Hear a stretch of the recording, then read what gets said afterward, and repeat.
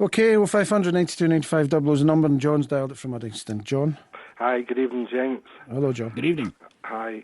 It's just to touch back on what we discussed a few weeks ago, Jim, about the prize money of Rangers, why it was taken off them and that what was done with the money.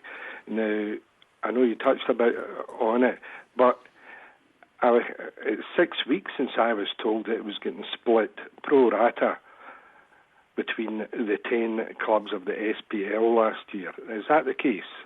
Have they split that money yet?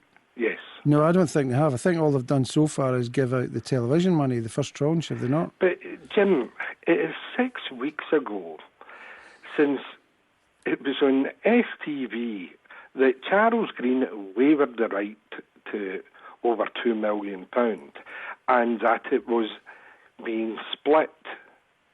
Well, I think. And another of your fellow pressmen told me that it has indeed been split pro rata, which would mean Celtic having received over £500,000 of prize money due to the Oldco's creditors pot, Jim.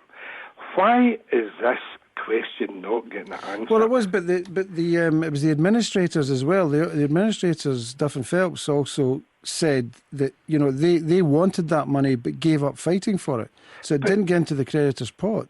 But Jim, I'll quote exactly what was said in court the day Rangers were refused a CVA. First of all, HMRC said Rangers can look forward to a fresh start. They did. Then it said this now allows the new company to go and build Rangers free from claim or litigation. That's correct.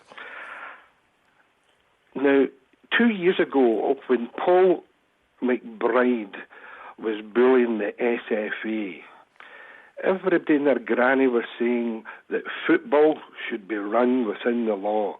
What has changed their mind? And why, when it is against the law to pick and choose who and what creditors you pay, is this been allowed to go on? I think there's no question that at the core of this whole situation is a scandal that's unprecedented in Scottish football. Now, we may not always agree with every detail of our analysis of that, but I do find myself in agreement with you about one thing, which is I think that if you were to look at this not through the lens of which football club benefited or which football club was perceived to benefit, and just stop for a minute talking about Rangers and Celtic and actually talk about the creditors themselves, I think it's absolutely a historic disgrace that the amount of people that were owed money by the old Rangers club and company were in effect diddled out of their money. I think that that's a terrible, terrible injustice, and I think that's true actually of any football club or any business that goes into liquidation. So we shouldn't now start to airbrush out that basic fact in order to try to make it out as if somehow the new company Rangers are now subject to sort of unfair treatment, because the unfair treatment here hasn't been football clubs, it's been creditors. Yeah, but I think also, Stuart, the creditors, you have to, the ones who didn't get paid, I mean, Rangers are paying football debt. Charles Green is paying football debt. He's paying Rapid Vienna. He was over there 10 days ago paying that. He's paid Hearts, all of that sort of stuff. But wait a minute, Jim. Yeah, no, I'm agreeing with you that the other companies didn't get paid. Where football associations have somehow contrived to imply that football debt has a higher moral proposition than debt to ordinary people. I do not agree with that. I'm arguing the same point. I'm saying, why is it okay to pay your football debt, the new lot, but not the other debt? Yeah. You know, they were perfectly entitled to say, well, I'm not paying any of the old company's debt in that case, because that's what happens when you get into liquidation. Yeah. But football, in order to get their licence to play football again, as a new club, they had to agree to pay the football debt. Correct. So you can hardly blame Charles Green for that, because he did try to, for all his faults, he tried to bribe out of... No, the blame, if blame's the right word, that I was apportioning there was to fans that want to pick and choose the issues and say that, as you've just said, that the new quote, should be free from claim and litigation.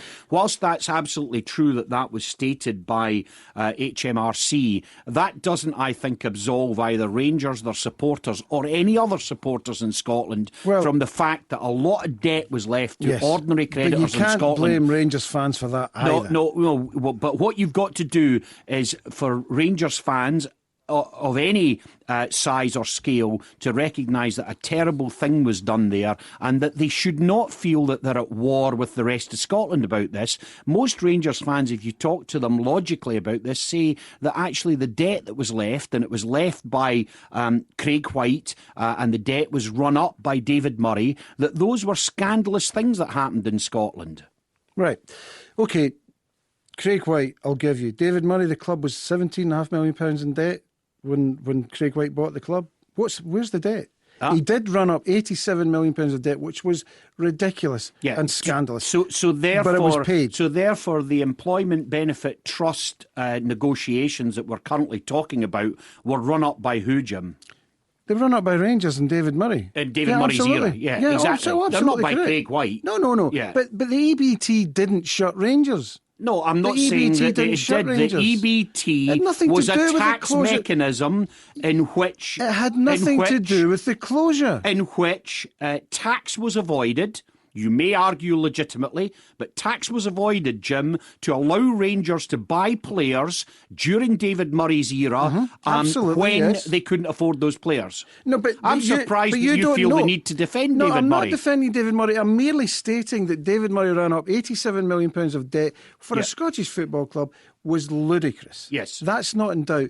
But that debt was paid. Yep. They were £18 million, we'll say, in debt when Craig Whyte bought the club. Plus the benefits of the EBT that were not paid. But which has not been ruled on yet, and which was not illegal. You can't say... I'm not saying it's illegal, I'm saying it's tax. There's a lot but a tax bill has been issued. Stuart, hold on. There's a lot of myth around this and a cloud about this EBT.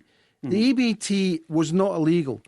It was not illegal. And the EBT, it's now said, because it's been said often enough, or too often by people like yourself on your own programme, the EBTs shut Rangers. The EBT didn't shut Rangers. Nothing to do with it.